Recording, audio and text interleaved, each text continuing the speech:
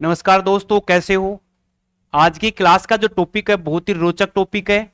Topic चल रहा है अपना ग्राफ थ्योरी।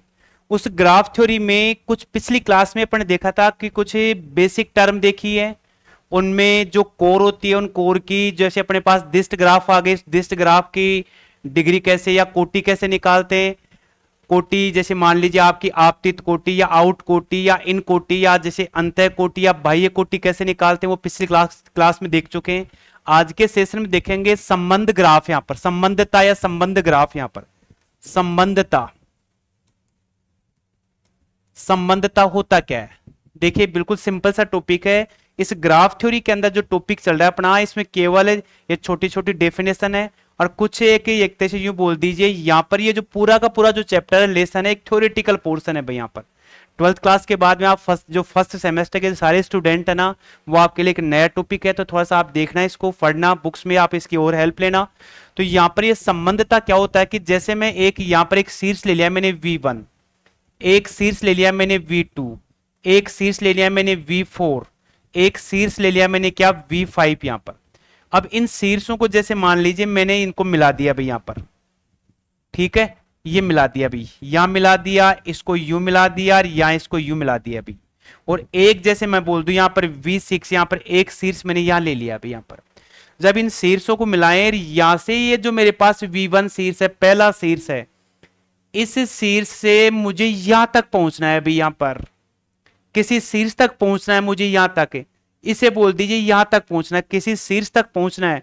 तो मैं क्या करूंगा, मेरे पास ये जो कोर है जिनको अपन ई बोलते हैं, एज बोलते हैं, यहां पर इन एज की हेल्प से, जैसे E1 बोल दिया, इसको E2 बोल दिया, E3 बोल दिया, इसको E4 बोल दिया, यहां आ गया E5 यहां पर। तो एक शीर्ष से दूसरे शीर्ष तक पहुंचने के लिए मुझे इन एज की आवश्यकता होगी, कोर की आवश्यकता होगी।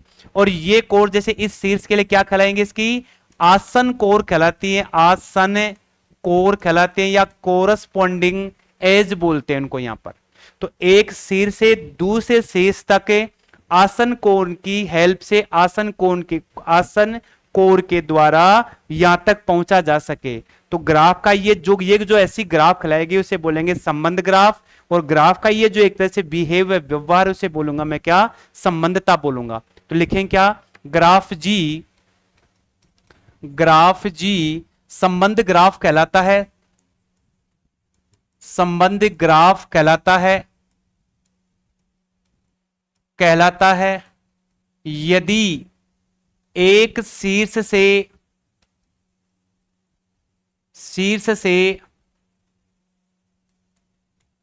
दूसरे शीर्ष तक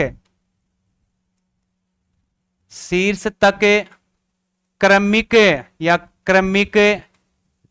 आसन कोरों की सहायता से, आसन कोर की के द्वारा, या कैसे लिख लो, के द्वारा पहुंचा जा सके, उसे क्या बोलेंगे भी, संबंध ग्राफ या संबंधता बोलते हैं। यानी एक शीर्ष से इस शीर्ष तक मुझे पहुंचना है, तो मैं क्या करूंगा, इन आसन कोर की हेल्प से मैं आगे यहां पहुंचूंगा। तो ये जो इस टाइप की ग्राफ है इसे क्या बोलेंगे, संबंध ग्राफ है। और ये जो एक गुण है, ये ग्राफ का ये जो गुण है, ये एक तरह से मान लो प्रॉपर्टी है, उसे मैं बोलूंगा, क्या बोलूंगा, संबंधता बोलता हूं यहां पर। इसके बाद में इस जो संबंधता ग्राफ है, इसको समझने के लिए कुछ बेसिक टर्म है। जैसे एक आएगा, इसमें क्या आएगा, वाक आएगा भी यहां पर, वाक या ऐसे लिख सकते हो वाक यहां पर, ये लीजिए, ठीक है। अब ये वाक क्या होता है, जैसे आपके पास एक शीर्ष आ गया V1, ये शीर्ष आ गया V2, ये शीर्ष आ गया V3, ये शीर्ष आ गया V4। इन शीर्षों को आपने यहां पर आपस में मिला दिया भाई, ये लीजिए, ये मिला दिया, इनको यू मिला दिया भाई, मिला दिया, ठीक है भाई। अब यहां पर इसकी कोर आ गई E1, E2, E3 और ये आ गई मेरे पास E4 यहां पर। तो किसी ग्राफ जी में, कोई भी ग्राफ हो, किसी भी टाइप की ग्राफ जी हो, उस ग्राफ जी में शीर्ष और कोर एक अल्टरनेट क्रम में, एकांतर क्रम में हो। जैसे मैं लिखूं यहां पर, क्या लिख दिया, वाक लिख दिया भाई मैंने, क्या लिखा है V1, फिर क्या, जैसे आप इस डायरेक्शन चल रहे हो तो E1 आ गया, E1 के बाद क्या होगा, V2 होगा, V2 के बाद क्या होगा अपने यहां, E2 होगा भी, E2 के बाद क्या आ गया, V3 आ गया, V3 के बाद क्या आएगा, E4 आएगा, E4 के बाद क्या आ गया, V4 आ गया। तो यहां पर मैं ये बोल रहा हूं कि एक वाक है, एक वाक भी एक तरह से ग्राफ होता है। यदि इस प्रकार की ग्राफ में यदि कोई ग्राफ जी इस प्रकार से अरेंज हो जिसमें शीर्ष, ये शीर्ष, ये वाले शीर्ष, ठीक है, और ये जो अपने पास दे रखे क्या, ये जो अपने पास एज है जिसको कोर बोलते हो, ये सारे के सारे क्या हो, एक एकांतर क्रम में हो, सारे के सारे एकांतर क्रम में हो, एकांतर क्रम में लिखे गए हो, व्यक्त किए गए हो। तो इस प्रकार से जो ये ग्राफ बनता है, इस ग्राफ को क्या बोलते हैं भाई, वाक बोलते हैं। इसको क्या बोलते हैं, वाक बोलते हैं भाई। इस ऐसी ग्राफ को क्या बोलेंगे, वाक बोलते हैं। जैसे मैं एक और ग्राफ बनाता हूं, यहां पर ये अपने पास बन गया, ये शीर्ष आ गया, ये शीर्ष आ गया, यहां पर ये बन गया भाई। इन शीर्षों को आप लिख दो क्या, V0, V1 लिख दिया, V2 लिख दिया, V3 लिख दिया, V4 लिख दिया भाई आपने। जैसे यहां पर मैंने इनकी कोर है ना, यहां से लिख दिया E1, इसको E2, E3, E4 और ये E5 बन गई भाई, यहां पर बन गई।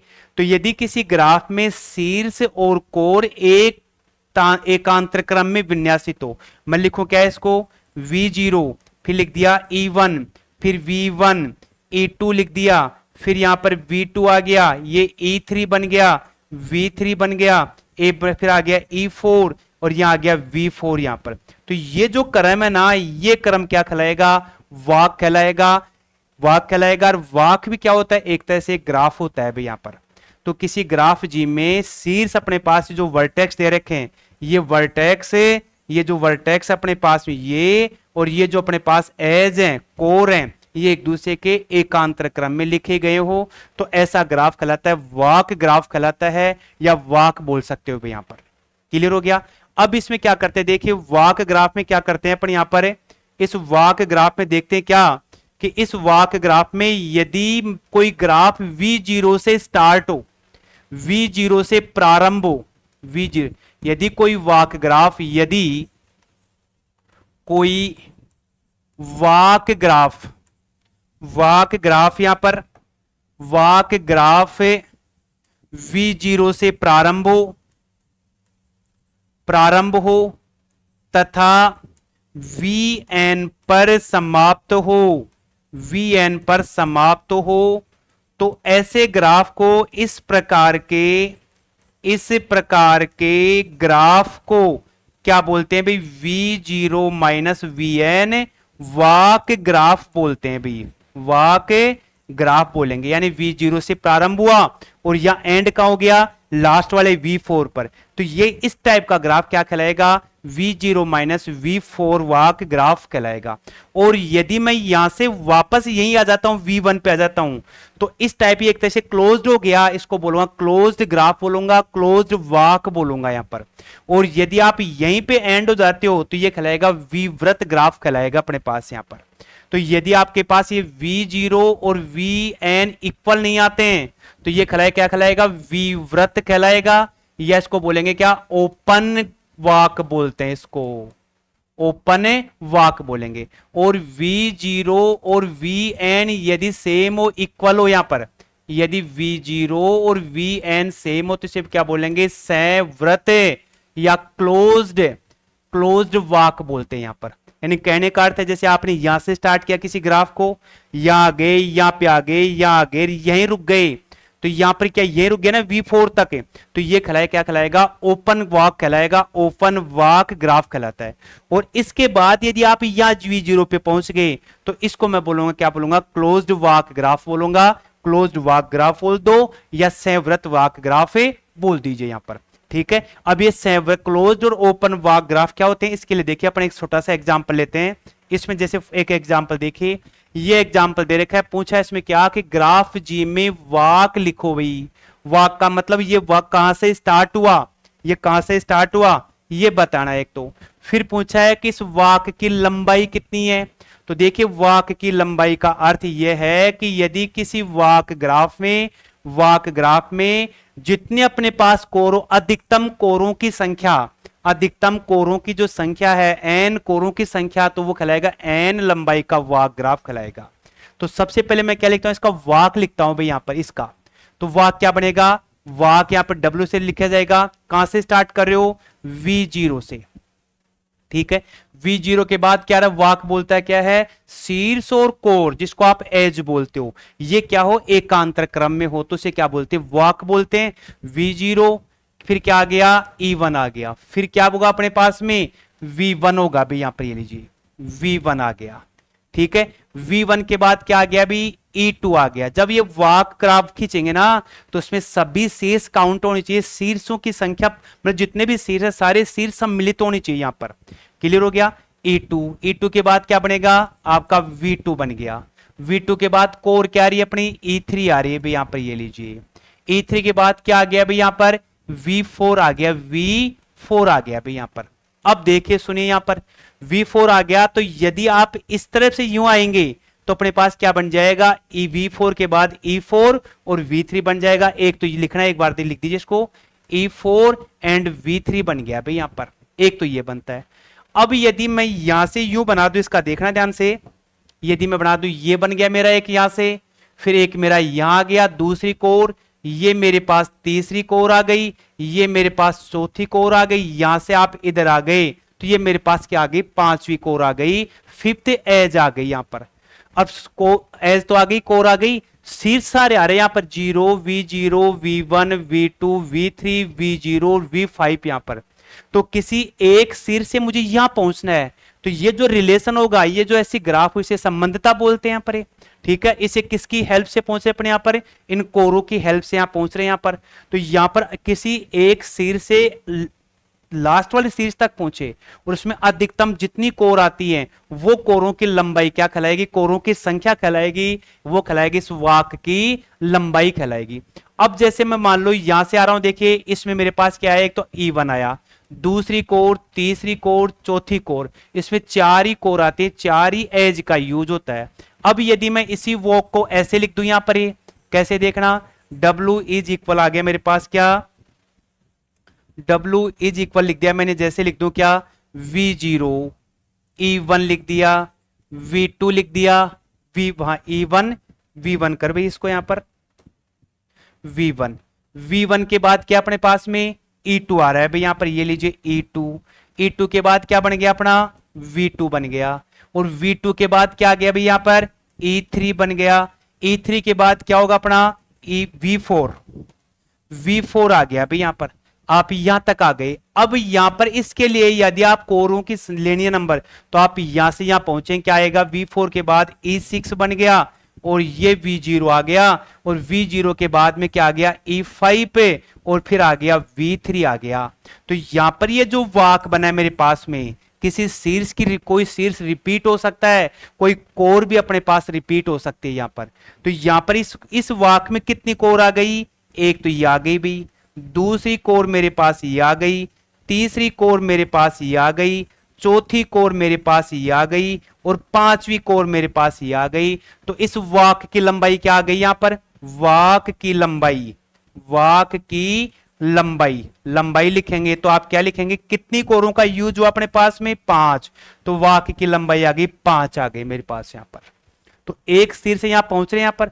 अब इसमें भी क्या होगा कि यदि कोई ऐसा वाक हो जिसमें कोई कोर रिपीट हो रही हो, कोई कोर दोबारा आ रही हो अपने पास में, तो वो वाक जैसे दोबारा न आए ना, यदि ऐसा कोई वाक और किसी वो कोर को रिपीट न होने की, पुनरावृत्ति न होने की अनुमति हो, यानी कोई कोर दोबारा रिपीट नहीं हो, तो उसे क्या बोलेंगे आप? ट्रेल बोलेंगे भैया पर। क्या बोलेंगे इसको? ट्रेल कहा जाता है, ट्रेल यहां पर, ठीक है। अब जैसे देखिए इसमें E1 E2 E3 E6, वो E6 और E5 आ रहा है, तो ये मेरे पास क्या हो गया? एक तरह से इसको मैं क्या कर सकता हूं? ट्रेल बोल सकता हूं, ट्रेल है यहां पर, या यूं भी बोल सकते हो आप ट्रेल, यहां पर ऐसे भी लिख सकते हो। यदि मेरे पास क्या आ गया? कोई वाक आ गया भाई यहां पर, उस वाक में मेरे पास शीर्ष रिपीट हो रहा है, देखो यहां पर ये V0 आ रहा है और फिर मेरे पास V0 आ गया। यदि शीर्ष रिपीट होता है तो अलग होगा, शीर्ष रिपीट नहीं होता है तो इस वाक को मैं क्या बोलूंगा? पथ बोलूंगा इसको यहां पर, पथ बोलूंगा इसको यहां पर। ठीक है, तो ये छोटे छोटे डेफिनेशन है, आपको ध्यान रखनी है। इन्हीं के बारे में आपको एग्जाम में पूछेगा कि ये क्या होता है, ट्रेल क्या होता है, वाक कैसे खींचते हैं, पथ कैसे खींचा जाता है। तो इसमें वाक क्या होगा, एक शीर्ष से लास्ट वाले शीर्ष तक चले, यहां पर शीर्ष और कोर एक अल्टरनेट ऑर्डर में आ जाए, यहां पर एकांतर क्रम में, तो वाक कहलाता है भाई यहां पर।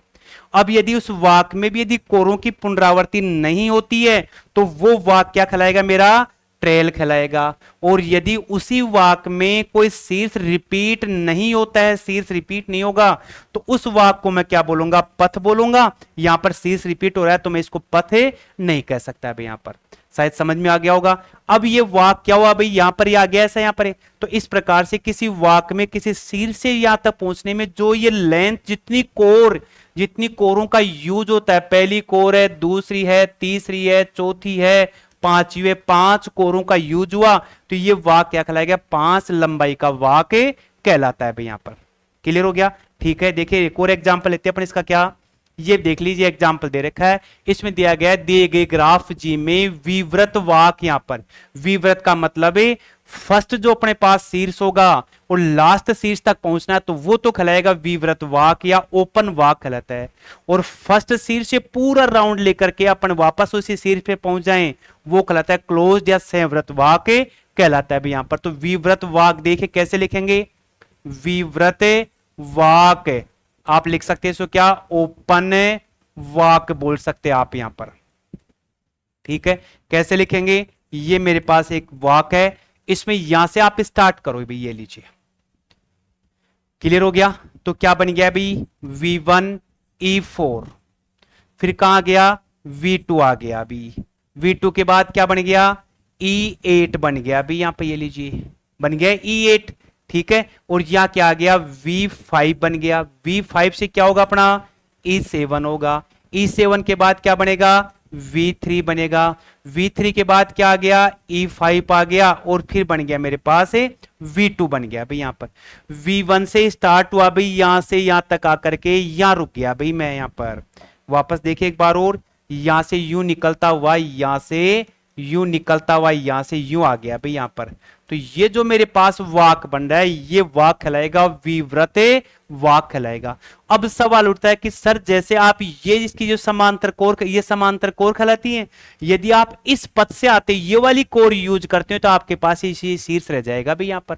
इसलिए इस कोर का और इस कोर का कोई यूज नहीं करेंगे आप यहां पर, सारे शीर्ष काउंट होनी चाहिए। तो ये जो इस टाइप का वाक कहलाएगा, इसे मैं बोलूंगा, क्या बोलूंगा, ओपन वाक बोलूंगा भाई, ओपन वाक बोलूंगा इसको, यहां पर ये लीजिए। क्लियर हो गया, ठीक है। अब लेते हैं क्या अपने इसका संवृत वाक, या इसको बोल सकते हैं क्या, क्लोज्ड वाक। यहां पर ये कैसे बनता है वो देखना। क्लोज्ड वाक का मतलब वहीं पे फिनिश हो जाए यहां पर। तो आप यहां से स्टार्ट किया, पूरा का पूरा राउंड यहां से स्टार्ट किया, यहां करके वापस आप यहां आ गए, तो ये मेरा क्या कहलाएगा, क्लोज्ड वाक कहलाएगा। तो मैं क्या लिखूंगा इसको, W इज इक्वल, यहां पर W4 वाक कहलाता है भाई यहां पर, ठीक है। तो मैं लिखूंगा V1 E4, V2 E8, यहां पर V5 E7, फिर V3 E5 आ गया, V5 के बाद क्या आ गया, V2 E2 आ गया, और ये क्या आ गया मेरा V1। तो यहां से इस प्रकार से इसे क्या बोलेंगे आप, क्लोज्ड वाक कहते हैं भाई यहां पर, ठीक है। तो जो अपनी ये जो यूनिट चल रही है, थर्ड यूनिट, इसका कुछ पार्ट अपने सेकंड यूनिट में भी दे रखा है भाई। तो ये लेसन एक ऐसा लेसन थ्योरी, जो ग्राफ थ्योरी है, ये 12th क्लास के बाद में आप सभी के लिए एक नया टॉपिक है। इसमें कुछ डेफिनेशन है, ये डेफिनेशन आपको देखनी है। इन डेफिनेशन के बारे में आपको एग्जाम में खूब सारे क्वेश्चन पूछता है यहाँ पर। तो ये आज के सेशन में अपन ने क्या देखा, संबंधता देख ली है, वाक देख ली है, विवृत वाक या ओपन वाक, ये क्लोज वाक कैसे बनता है, ये आज के सेशन का टॉपिक होगा। नेक्स्ट टॉपिक अपन लेंगे इसके जो शेष अपने पास शेष टाइप की जो डिफरेंट ग्राफ दे रखी हैं, उन ग्राफ के बारे में नेक्स्ट सेशन में देखेंगे। तब तक के लिए थैंक्स यहाँ पर।